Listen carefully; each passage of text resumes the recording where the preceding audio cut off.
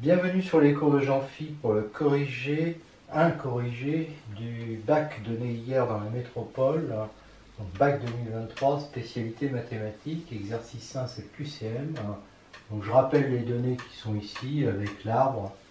Ensuite c'est l'application de formules, c'est bête et méchant, P de D ça a changé, c'est égal à ça et réponse B.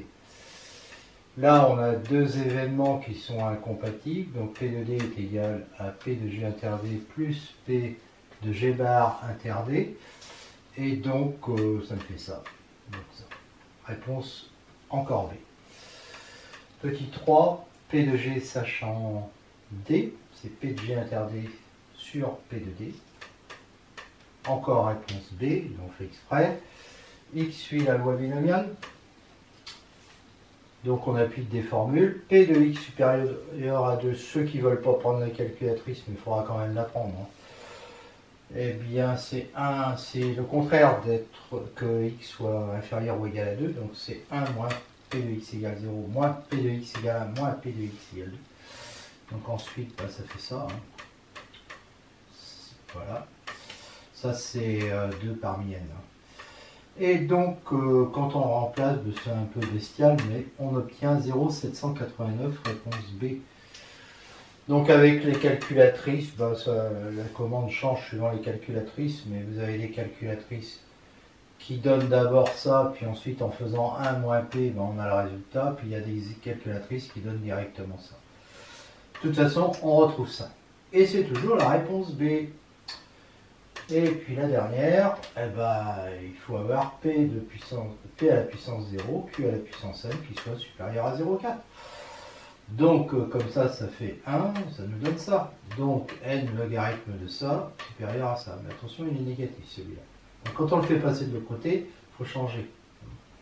Donc on obtient ça. Et donc le plus grand qui convient, c'est n égale 10. Et là, c'est pas la réponse B, c'est la réponse C. Exercice 2, avec ça, les limites de ln de x en 0 c'est moins l'infini, donc avec multiplié par moins 8 ça fait plus l'infini, la limite de x2 en 0 c'est 0, donc on trouve plus l'infini. F de x, alors je comprends pas pourquoi on donne ça, c'est tellement évident qu'il fallait factoriser par x au carré, enfin façon. Ln de x sur x2 c'est ln de x qui l'emporte, et la limite est égale à 0 en plus l'infini, donc ça tend vers 0, donc la parenthèse va tendre vers 1, et ça en plus l'infini, ça tend évidemment vers plus l'infini, donc c'est du plus l'infini fois 1, et donc ça fait plus l'infini. Suite du corrigé, on est dans la question 3 de l'exercice 2, f est dérivable, on dérive x2, on dérive ln de x, et on trouve ça. Il nous fait 2 facteurs de x moins 4 sur x égale 2x, on met au même dénominateur, et donc ça nous fait bien ça. Et donc ça nous fait ça, comme x est positif, x plus 2 est positif aussi, ça c'est positif, donc ça va être du signe de x moins 2 qui est négatif avant 2, positif après, et nul en 2. F de 2, lui, il est égal à 4 moins 8 ln de 2. D'accord, on s'en fiche de la valeur approchée. Et donc on a ce tableau de variation. F est dérivable, donc continue. En plus, elle est strictement croissante sur 0,2 et change de signe. Donc ça annule une unique fois en alpha appartenant à 0,2, d'après le théorème des valeurs intermédiaires. Pour la même raison, mais on ne le demandait pas, ça prend un t. F est continue, strictement croissante sur 2 plus l'infini et change de signe, il s'annule aussi une unique fois en bêta. F est donc strictement décroissante sur 0,2 et f de alpha est égal à 0, donc f de x est positif sur 0 alpha. Si vous voulez, le alpha il est là, ici j'ai 0, et là je vois bien que c'est positif entre 0 et alpha. F de alpha est égal à 0, et puis du coup, comme ça continue à être décroissant, entre alpha et 2, ça va être négatif. D'accord? F est strictement croissante sur 2 plus l'infini, et f de bêta est égal à 0. Donc, il faut imaginer le bêta, elle est par là. Donc là, comme elle est strictement croissante, je vois bien que f de x va être négatif sur de 2 à bêta, d'accord? de 2 à bêta il va être négatif, puis ensuite il va être positif. D'accord? F de bêta égale 0 et f de x est positif sur bêta plus l'infini. Donc finalement, f de x est positif sur 0 alpha union bêta plus l'infini, nul en alpha bêta, négatif sur alpha bêta. Gk de x est égal à x2 moins 8 ln de x plus k égale f de x plus k, et on veut ça, ce qui équivaut à dire ça. On sait que le minimum de f est f de 2, donc f de x est toujours supérieur ou égal à f de 2, quel que soit x appartenant à 0 plus l'infini. Donc si on prend k supérieur ou égal à moins f de 2, on aura f de 2 supérieur ou égal à moins k. Et donc comme f de x est toujours supérieur ou égal à f de 2, on aura f de x qui sera supérieur ou égal à moins k. Donc j'ai k de x positif. Donc ça marchera bien, quel que soit x appartenant à 0 plus l'infini. Mais si k est inférieur à moins f de 2, alors ça veut dire que moins k est supérieur à f de 2. Donc on va se retrouver avec un nombre, si vous voulez, qui va être là. Et on trouvera des négatifs, on trouvera des x tels que f de x sera négatif. Voilà. Donc f de x sera inférieur à moins k, et donc comme il sera donc pas comme ça. Donc gk de x sera négatif. Voilà. Donc la plus petite valeur de k qui convienne, c'est k est égal à moins f de 2. Ça fait l'opposé de ça, c'est-à-dire moins 4 plus 8 ln de 2. Exercice 3 sur les suites. U2 est égal à 4, U3 est égal à 4,9. Donc 400 questions, 490 questions. P de n, c'est la propriété qui dit que UN égale 13 moins 100 sur 9 multiplié par 0,9 puissance n. Donc pour n égale 1, je vais remplacer n par 1, je trouve U1. Donc P de 1 est vrai. Supposons que P de n soit vrai, et donc que j'ai ça. Comme UN plus 1 est égal à 0,9 UN plus 1,3, ça va faire 0,9 fois ce truc-là, plus 1,3. Alors on peut éventuellement calculer ça, hein, plus 1,3, puis là il y a le 0,9 fois 100 divisé par 9 fois 0,9 à la puissance n. 0,9 fois 0,9 à la puissance n, ça fait 0,9 à la puissance n plus 1, et donc je vais trouver ça. Et donc P de n plus 1 est vrai, parce que 1,3 plus 11,7, ça fait 13. Donc P est héréditaire, comme P de 1 est vrai, on en déduit avec le principe, le théorème, l'axiome, ça dépendra du prof, de récurrence, que P de n est toujours vrai, donc UN est égal à 13 moins 100 sur 9 multiplié par 0,9 puissance n, quel que soit l'anti-n supérieur ou égal à 1. Pour la question 3, on peut dire que 0,9 étant entre 0 et 1, la suite géométrique est décroissante, puisque sa raison est entre 0 et 1. Donc multiplié par 100 sur 9, ça ne change rien, mais avec le moins, ça change tout. Et donc la suite UN est croissante parce que de rajouter 13 à ça, ça ne change rien. Donc on a ce petit programme où évidemment, là on reconnaît la formule UN plus 1 égale 0,9 UN plus 1,3. Alors soit on l'applique bêtement à la calculatrice, et on va voir qu'on sort avec n égale 9. Alors si on veut expliquer, justifier pourquoi, P est égal à 8,5, on veut avoir ça. On a ça, si et seulement ça. Si on a ça, par contre. Donc je fais passer de côté, ça veut dire ça. Donc ça veut dire que ça, c'est supérieur à 9 fois 4,5 divisé par 100, c'est-à-dire ça. On passe au logarithme, et attention, là on a un logarithme négatif, hein, parce que c'est le logarithme d'un nombre qui est plus petit que 1. Donc n est, on change donc, inférieur ou égal à ça, et là je trouve 8,5, donc je vais sortir effectivement à 9. La valeur envoyée est 9. Exercice 3, partie B, donc avec cette suite, V1 est facile à calculer, il vaut 3, et V2 aussi, c'est 4,04, on n'est pas loin des valeurs qu'on avait avec UN.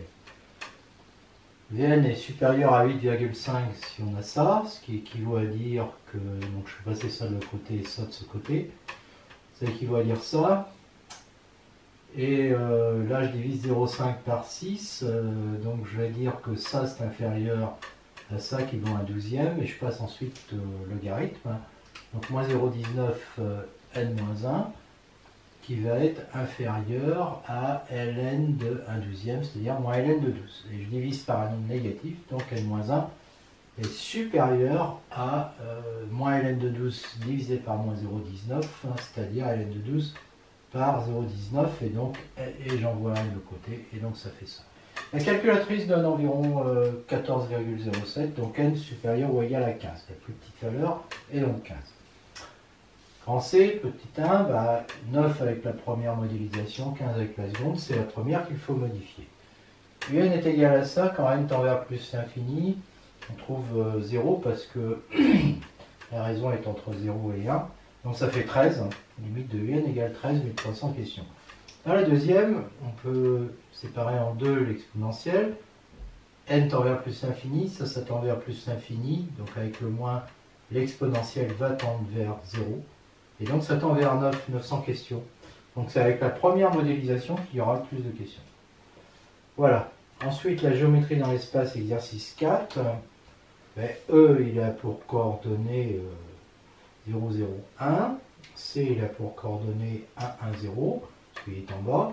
Et puis G, il est à l'extrémité 1, 1, 1. M appartient à L, ça équivaut à dire que les vecteurs EM et EC sont collinéaires. Et donc, il existe T appartenant à R tel que EM est égal à TEC. Donc EM, c'est x moins 0. Alors M, voilà, de coordonnées x, y, z. Donc c'est x, y, z moins 1. Et EC, c'est 1, 1, moins 1. D'accord? Donc là, je multiplie par t, ça fait t, t moins t. Et donc, ça revient à dire que x égale t, y égale t, z moins 1 est égal à moins t. Et donc, x égale t, y égale t, z égale 1 moins t. Voilà. Exercice 3. Vecteur EC a pour coordonnées 1, 1, moins 1. Le point G, 1, 1, 1. Point B, 1, 0, 0. GB, ça. D, ça. Et BD, ça. Donc si je fais EC scalaire GB, je vais trouver 0. EC scalaire BD, pareil. Hein. Et donc j'en déduis que EC est orthogonal à GB, que EC est orthogonal à BD. GB et BD, c'est des vecteurs qui ne sont pas collinaires. Hein, parce qu'on voit bien qu'on ne peut pas passer de l'un à l'autre en multipliant par un coefficient. Donc la droite EC est orthogonale au plan GBD parce que EC est orthogonal à deux vecteurs non collinaires de ce plan. 4A, EC, dont voici les coordonnées, est un vecteur normal au plan GBD, donc une équation cartésienne du plan va être 1x plus 1y moins 1z plus k égale 0. Le point B appartient au plan, je remplace x par 1, y par 0, z par 0. Et je trouve k égale moins 1. Donc une équation cartésienne du plan, c'est x plus y moins z moins 1 est égal à 0. Le point I est à l'intersection du plan GBD et de la droite EC. Donc ces coordonnées x, y, z doivent vérifier qu'il existe t tel que ça. C'est l'équation cartésienne de la droite. Et le point est sur le plan. Donc on remplace x par t, y par t, z par 1 moins t. Et on trouve facilement que 3t est égal à 2, donc que t est égal à 2 tiers. Et donc x égale 2 tiers, y égale 2 tiers, et z égale 1 moins 2 tiers, c'est-à-dire 1 tiers. Donc le point I a pour coordonnées 2 tiers, 2 tiers, 1 tiers. La droite EC est orthogonale à GBD et I est l'intersection de C et GBD, donc I est en quelque sorte, et même le projeté orthogonal de E sur le plan GBD. La distance D de E à GBD, donc D égale IE. Et IE, eh bien, IE, il a ces coordonnées-là, d'accord? Et donc, la longueur IE, c'est-à-dire la distance que l'on cherche, eh bien, c'est 4 neuvièmes plus 4 neuvièmes plus 4 neuvièmes. Donc, ça fait 3 fois 4 neuvièmes. Donc, la racine carrée, c'est 2 racines de 3 sur 3. 5 les côtés du triangle BDG, et regardez bien les côtés, c'est tous des longueurs de diagonale d'un carré de côté 1. Et comme les diagonales ont toutes la même longueur, c'est un triangle équilatéral. De côté, quand des côtés, j'ai dit un carré de côté 1, hein, donc la diagonale, Pythagore, ça me donne racine de 2. Nous arrivons maintenant à la fin du corrigé. Exercice 3, question 5b, l'aire du triangle BDG, qui était équilatéral. On trace la médiane, qui est donc aussi la hauteur, hein, et on applique le théorème de Pythagore. Donc ça mesure racine de 2, ça mesure donc racine de 2 sur 2, et JG au carré plus JB au carré égale GB carré, qui va me donner que JG au carré égale racine de 2 au carré, c'est-à-dire 2, moins racine de 2 sur 2 au carré, c'est-à-dire 2 quarts, ce qui nous fait 6 quarts. Donc JG est égal à racine de 6 sur 2. L'aire d'un triangle, c'est la hauteur, c'est-à-dire ce qu'on vient de calculer, fois la base BD, qui mesure racine de 2, et divisé par 2. Donc racine de 2, racine de 6 sur 2, fois racine de 2 sur 2. Et ça fait racine de 2 sur 4 égale 2 racine de 3 sur 4 égale racine de 3 sur 2. Le volume du tétraèdre GBD, que j'ai dessiné certes mal, mais c'est comme ça ici, eh bien on prend la base GBD, d'air racine de 3 sur 2. Le sommet E, on a vu qu'il était à une distance du plan égale à 2 racines de 3 sur 3. Ben, le plan, c'est le plan justement de la base. Donc le volume, c'est R de base fois hauteur. Ben, hauteur, c'est ça, divisé par 3. Donc l'air de base, racine de 3 sur 2. La hauteur, 2 racines de 3 sur 3. Et on divise par 3, donc 1 tiers. Donc ça fait en haut 2 fois 3, 6. En bas, ça fait 3 fois 2 fois 3, 6. Et je simplifie par 6, ça fait bien 1 tiers. Et on a terminé le corrigé de la spécialité maths du bac 2023.